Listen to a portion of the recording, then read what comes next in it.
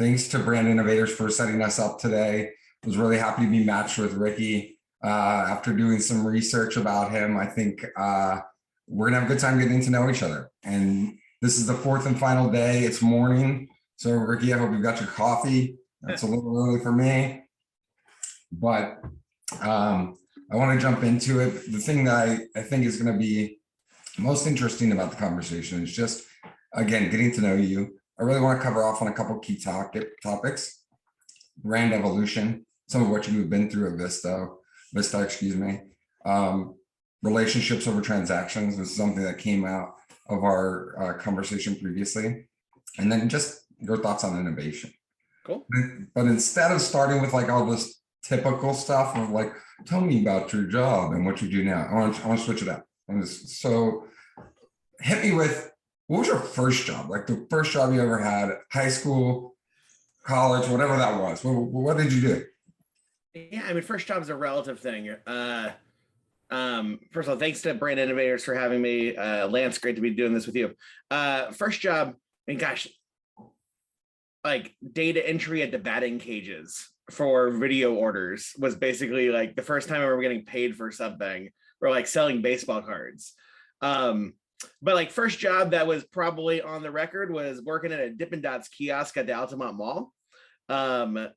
And followed by working at my college radio station and a 40 Watt Club in Athens, Georgia, why I'm wearing my Georgia sweatshirt today to continue the celebration of Georgia winning the national championship. Congratulations again. Exciting time. I figure after this week, I have to put it away. But yeah, I mean, working in that kiosk at Dippin' Dots was the first thing I put on my resume. But simultaneously, I also had some really fun projects I got pulled in for. The first projects I did for Nike were my summer after my senior year in high school, helped make media guides for the Nike Basketball All-America camp, and doing random like research on this crazy thing called the World Wide Web for them on various things.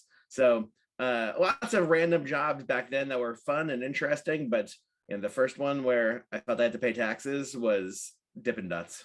A harsh realization when you're in that teenage year, you think your check's going to be amazing, and then you get Uncle Sam. So you're like, oh. Like Dippin' Dots, it shrunk down. After consumption, it shrinks, right?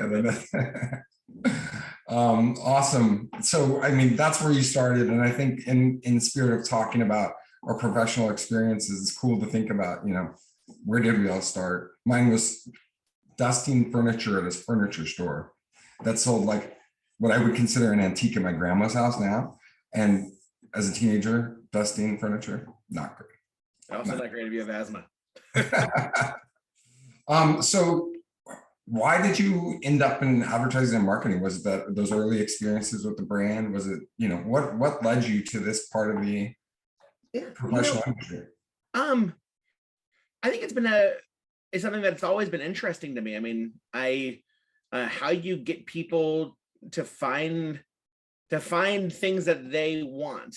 I mean, very early on was incredibly inspired by a lot of the ads that Nike was making in that era. Things like Bono's that were speaking in the voice of athletes at the time, wanting Darryl Strawberry's high top cleats. And I think the notion of trying to understand, like, I've always kind of been a nerd for what's coming out, what's next, what's interesting. Enjoying movie trailers were some of my favorite parts of movies because it was what's next. And so I think it was just an early on passion of it, just understanding how systems work, how marketing works. And it's funny, I see it in our kids now, where we'll be sitting there and they'll be like, so is that an official sponsor of this program? Like, well, that's a really good question for an 8-year-old to want to know how marketing works. But then from there was, whether it's marketing or advertising, I mean, I spent a lot of my time in digital product and experiences. It's always been about how do you go and shape awesome, incredibly interesting things in the future to help people solve problems in their life, help them find something that matches what they want. And I think early on, I've had a computer in my room since I was like 7 years old, and just understand like everything was going to change in interesting ways because of computers and then the internet, so on and so forth. And that journey has just kind of been there. And it's funny, like I would say as I look back, it's not like, oh, I was a philosophy major and pivoted. It's always been something that's been interesting to me, is how do you help make things that are incredibly impactful in the world through the lens of product, experiences, communication, has always been to me what helps define the world in a lot of ways. No, that's really cool. It's funny because when I talk to a lot of people that join advertising as a career, they're always those people that, well, I studied philosophy, right? Like, and the bachelor's degree doesn't necessarily match up to the profession. And as somebody who studied and found your way there, I think it's awesome, and your passion for it is obvious. You've spent your nearly 2 decades at amazing brands like Nike and Converse. So what do you think is the work that really left the biggest impact? What do you think is that thing that sticks? I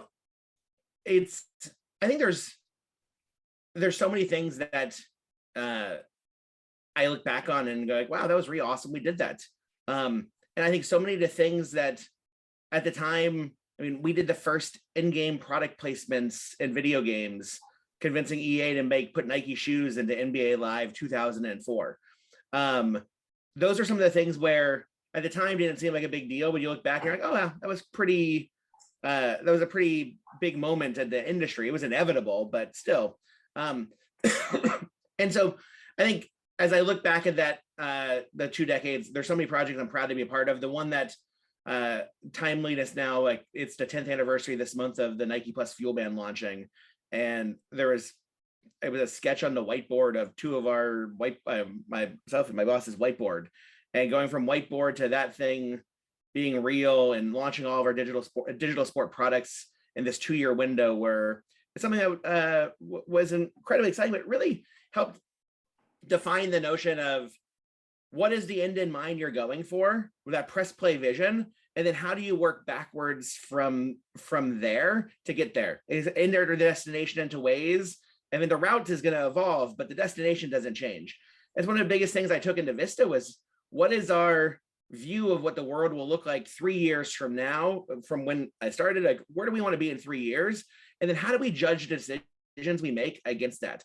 How do we become and double down on design? How do we double down on holistic solutions for small businesses? And then you get to opportunities where it's things like being able to advocate to our CEO and board of acquiring companies like 99 Designs or Crello, who's become Vista Create, where it's about getting us closer and closer to that destination. And I look back at the time at Nike, and so many times it was about, what is 3 years from now going to look like? And then how do we make those right choices to keep us on that, to accelerate us on that route to that destination? And really that digital sport timeframe, the launch of Nike Plus, or the acceleration of Nike Plus, were some of the most exciting times of that at a scale and velocity that was just incredibly fun.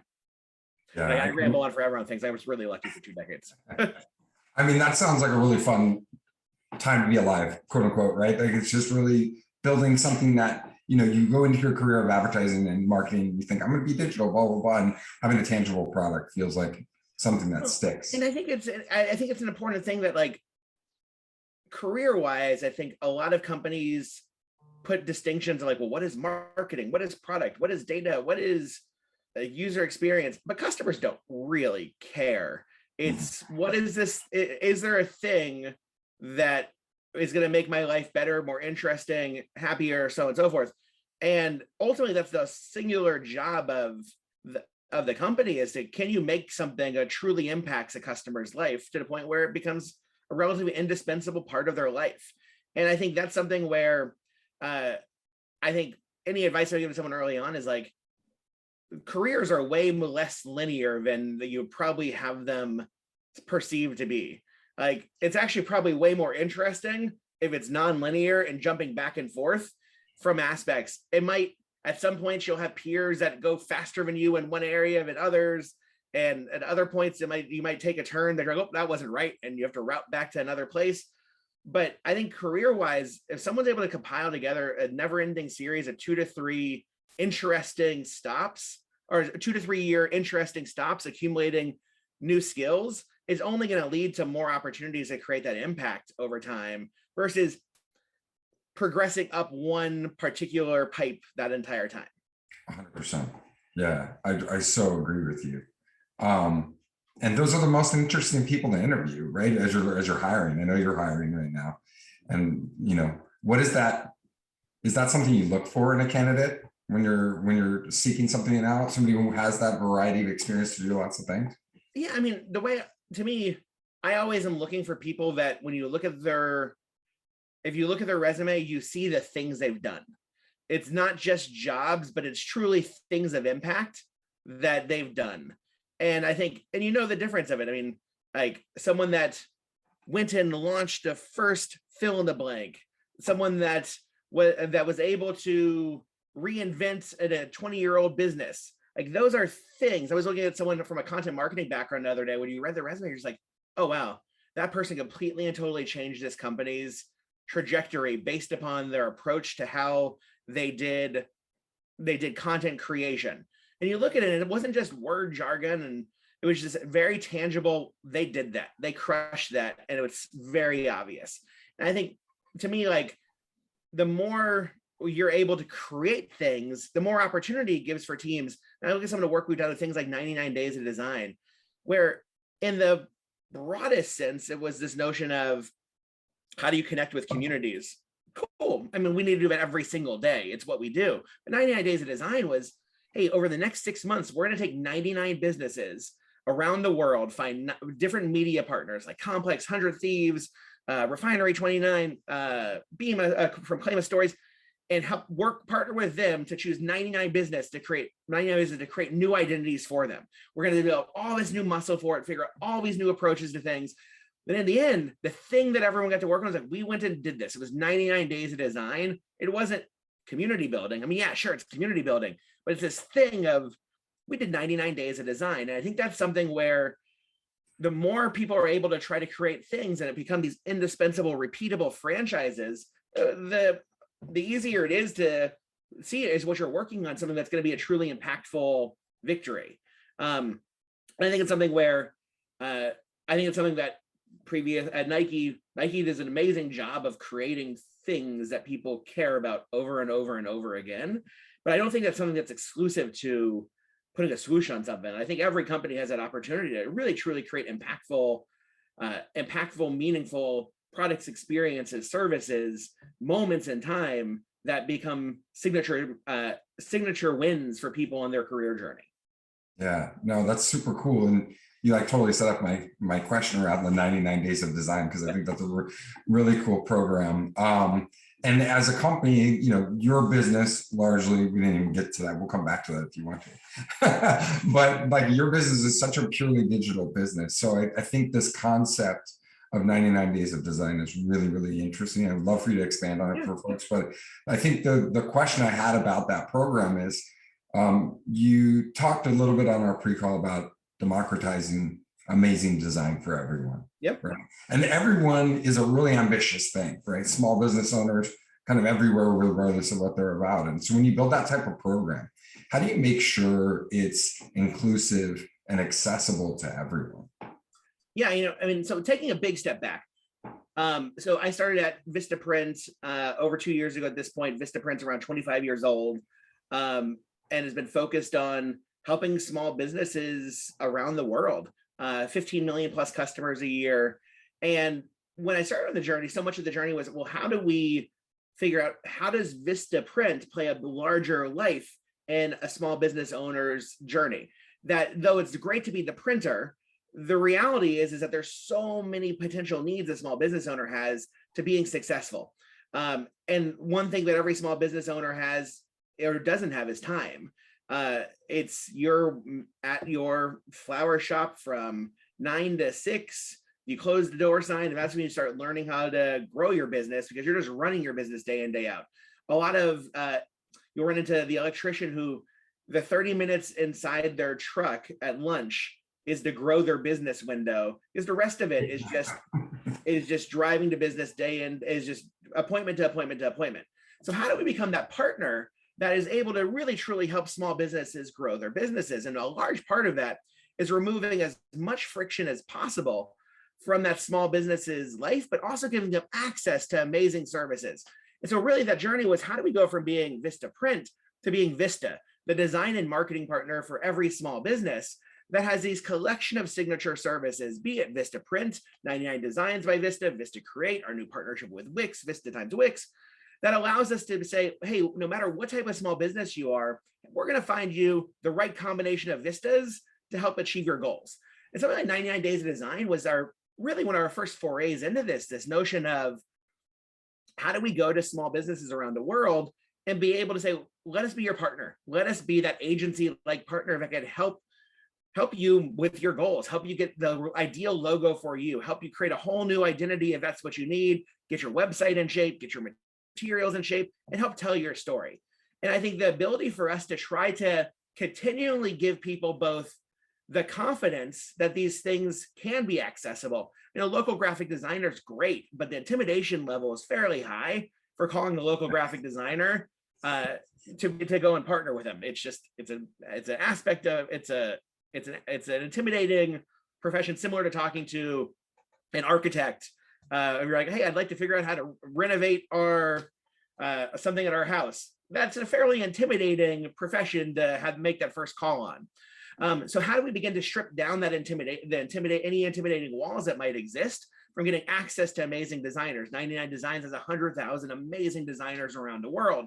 But then it's also, how do you offer those consultative services, and how do you really truly be that partner to help these businesses understand what might have that impact? And that's where we've tapped into a lot of people internal at Vista to help partner with those companies. And then now it's for us, it's how do we scale those services and take those companies and turn them into ambassadors for us? In a lot of cases, it's not the person that's a year into having launched their bakery is the best person to give advice to someone that wants to go and start a bakery. And how do we facilitate those connections of advice of what makes the most sense, those curated recommendations and solutions? It's not just about us giving that advice, it's about helping the community help the community. And so we've started series of things like dinners. We've had dinners in the last 2 months in Miami, LA, New York, Boston, where it's just 20 different small businesses getting together and sharing advice to each other. And we hear quite often that it's a really lonely job being a small business owner. And I think the more we could do to help make that be this commingled community, the better off we'll be. And 99 Days of Design was that first big push for us into how do we get people to understand this is incredible, like these services are great and they're just at your fingertips by using this. These things that used to be inaccessible are now accessible. And it's not just about buying the services, it's been about being part of that community afterwards. Yeah. Man, that's so neat. I think that notion of going in and creating community, we talked about it in our prep call, but doing that as somebody who spent my whole career in digital, right? Everything I've done in terms of my advertising and marketing career has been digital. You think digital communities, forums, all these, different digital extensions. And I think that notion of getting closer to what the business owner is you're going through and saying it's hard out there. I don't know what I'm doing. It's intimidating. It's really special. I also think that 99 Days of Design piece of working with partners to be able to say, hey, like Complex, help me curate and find the businesses that really need that boost, that need the $15,000 grant to be able to refresh their identity and do those things. It fundamentally sounds awesome, but if you're giving up some of that to partners, is it actually harder, or did it actually make it easier? I mean, on any large effort, there's always things that are hard and some things are harder than you thought they'd be, and some things are easier than you thought they'd be. I think what we find is that it's a brick by brick building of the house. And there's always a choice. Think about it like we're on the highway and there's an exit 31A is the easy exit. And exit 31B might be a trickier exit. It doesn't mean 31A is better than 31B. It just means that there's occasionally things you have to figure out on 31B. And I think the ability for us to understand that, so I'll use the Boston Celtics as an example. We are the Celtics primary sponsor. They're the Jersey Board, a Jersey patch sponsor. They're an amazing partner. And for each home game, we have courtside signage that we use to celebrate the small business of the game. and they get honored, called out into second quarter, awesome intro video for them. They celebrate on Instagram. There's a whole bunch of other things planned.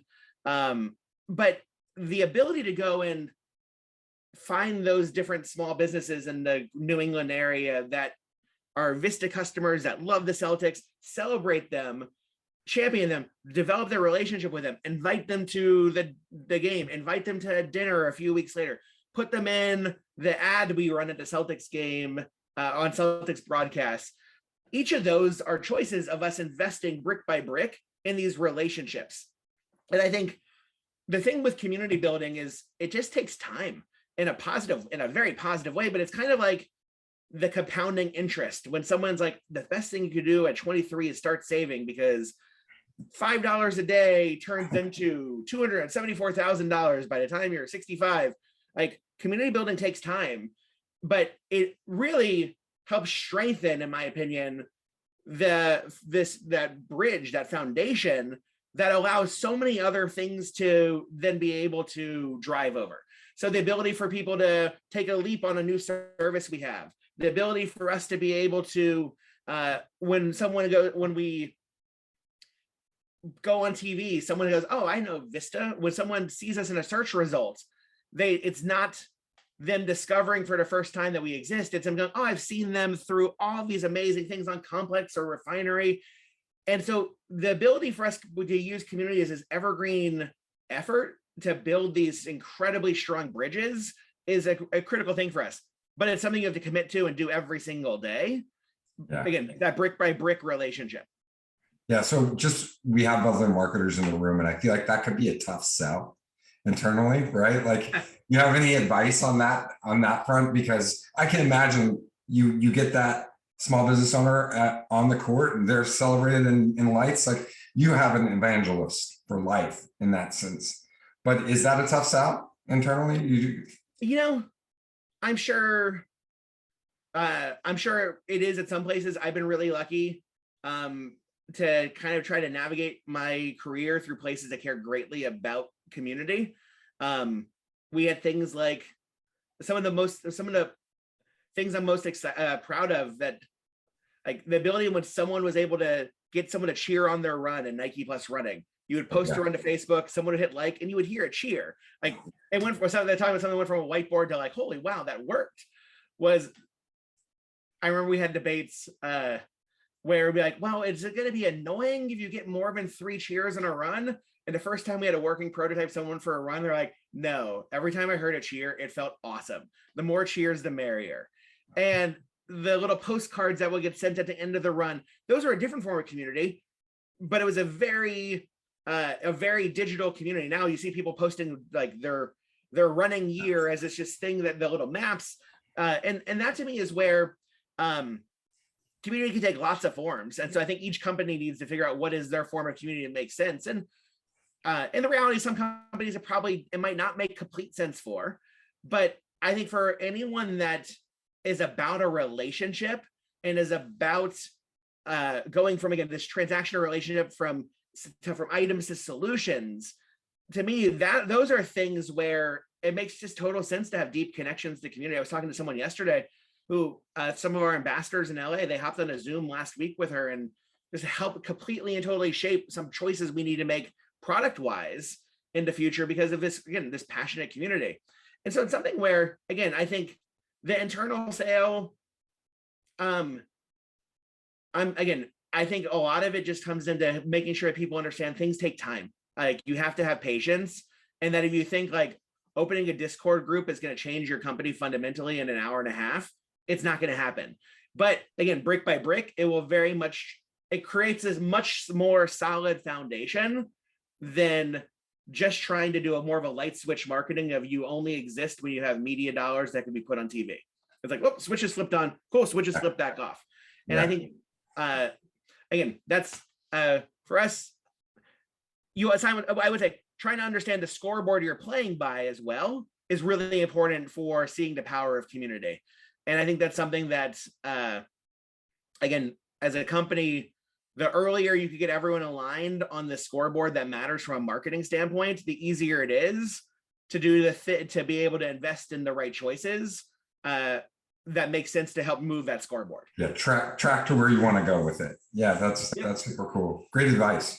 Thank you for that. Cool. I want to switch. I made a joke. I want, like, on your LinkedIn it says you're Ricky 3.0, and so I ask you to put your futurist hat on.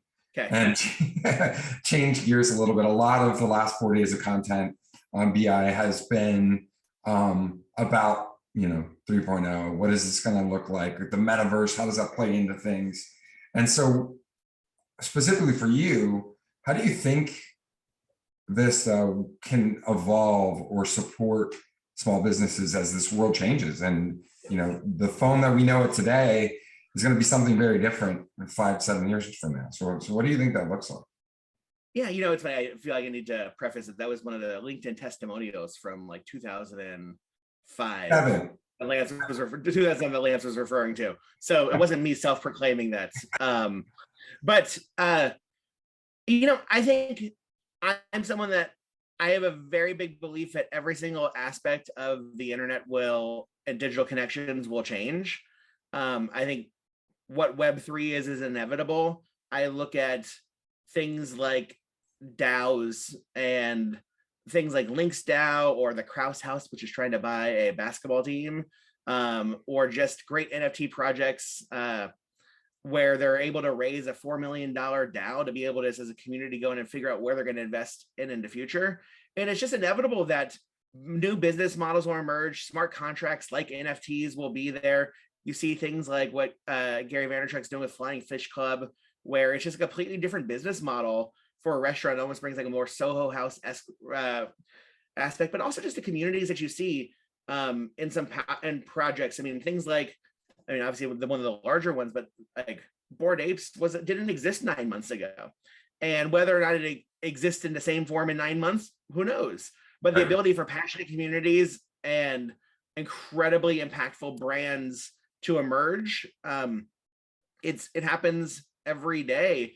And I would say it's something where the best thing for people to do is to go and immerse themselves in the future. I think back to when I was heading up experience innovation at Nike, we would organize very large sessions where all right, we're going to have the entire corporate leadership team spend 25 minutes in Second Life, or we'll have Oculus come in and show what Oculus is, or introduce what podcasting is, or we'll have, this is 2004, 2005, YouTube come and talk about what YouTube has done And the reality is what's important is to go, not because we need to change everything tomorrow, but to begin to get comfortable and understand what it actually means.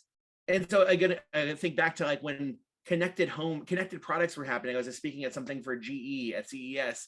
Like the best thing everyone could do in that room is go and buy one connected product, set it up, see how much it sucks to set it up. But then in the end go, oh, wow, that's really convenient. Yeah, it's nice to be able to talk to something and have it turn off the light bulb, which then makes you understand why it's so inevitable for smart connected devices. And so I think for someone to go and swim in the lakes of friction is important for people to understand what the possibilities are.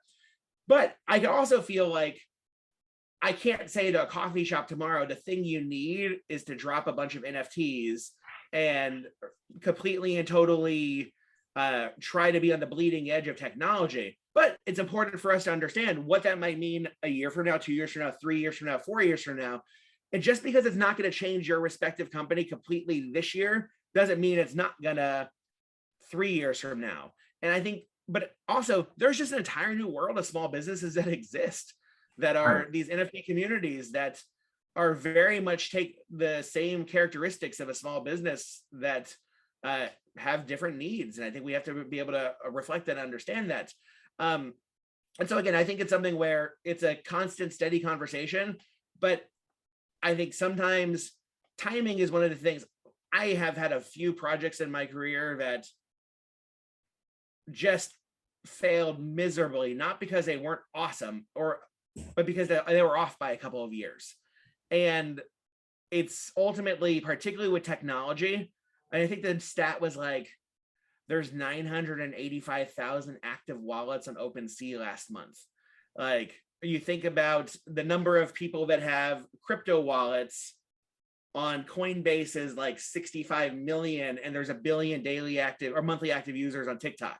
So in the grand scheme of things, there is a long way to go in mass adoption, but the inevitability of it is what will help. And the inevitability of it, I see, and the importance of people embracing that and discovering what, and really figuring out what it's 3 years from now look like for their respective industry is critical. So you don't get surprised and disrupted by it. Totally.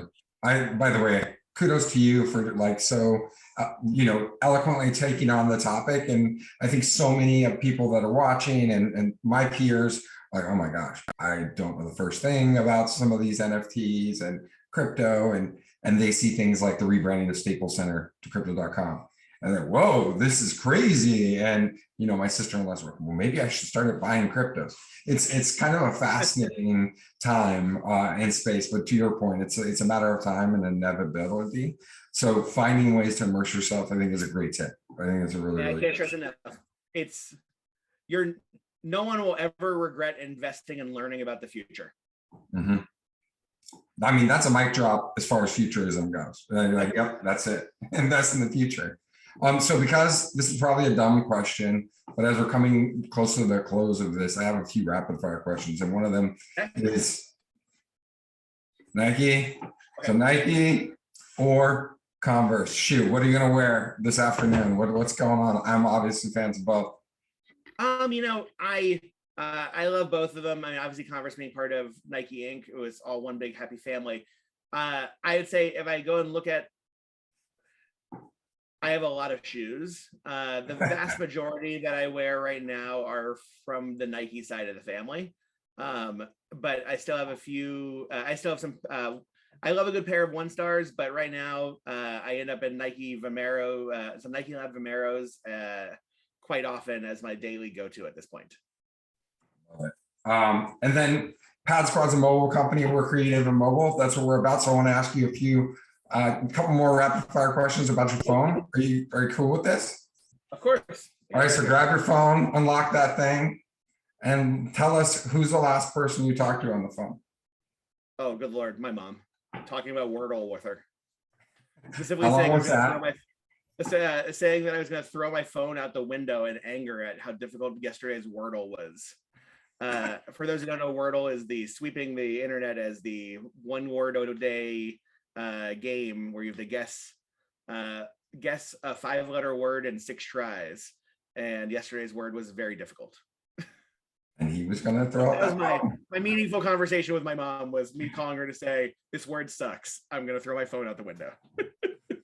So now you need to go get the app and play the game. What about the last song you listened to? If you check out that. Funny enough, actually, last song I listened to randomly was an album by the band Licorice from 1995 called Listening Cap. I used to put the kids to bed last night as they enjoy one of the songs from it. That's awesome. Haven't heard it before. Check it out. Last picture you took. What do you got on that camera roll? Hold on one second. Let me go to photos and check here. I participated in a post your first favorite thing earlier today on Instagram, which was a text messaging scavenger hunt from 2004 that we did. But the last photo I took was I bought chairs from the furniture brand H-E-M, and I really like the packaging. So I took pictures of each side of the packaging as a reference to share, to just keep, as I'm trying to cut down on keeping everything forever by taking pictures. That's what you got to do. That's half of my camera roll. There it is. Really nice product copy and descriptions of the high chair. That's amazing. Great chair, by the way, for anyone looking for a nice chair. And I only have 2 more. Favorite social media app? Twitter. I love them all. TikTok to me is less of a social media app and is more of just a new form of watching cooking videos. Instagram I enjoy, but Twitter is to me 2 hours a day of just, sometimes I find moments like watching the Georgia game the other night. It could have been more enjoyable watching it, co-viewing it with Twitter, watching memes emerge from Twitter, but also just in general, like the amount of Twitter threads that are, and I follow 5,000 people on Twitter, as I just think it's one of the best inventions ever. I love it. So what was your last post on Twitter? It's funny, actually. I am a very aggressive retweeter. I rarely post original things. Give me 1 second to see what my last. I'm hoping it's Web 3.0 so that all the people on the video can. Yeah, I retweeted a thing from Bobby Hundreds. That's a 30-page Instagram story he had on NFT Web3 metaverse questions. I retweeted something on the new Netflix show Murderville. I'm gonna find my last. My last tweet was commenting on that there was no fans at the UCLA Oregon game last night, which was crazy to see it like that at games again. And then before that was just a lot of tweets about or retweets on a bunch of things but a lot of tweets on Georgia winning the Natty. And that's a perfect thing for you to be focused on. It's perfect. Yep. Well, that's awesome. I think we're at time, I think. So that was really awesome conversation. Thank you so much, Ricky. Thanks again, Brand Innovators and Jamie. Oh, well, hey, Lance, thanks so much for having me. And thanks to the Brand Innovators team.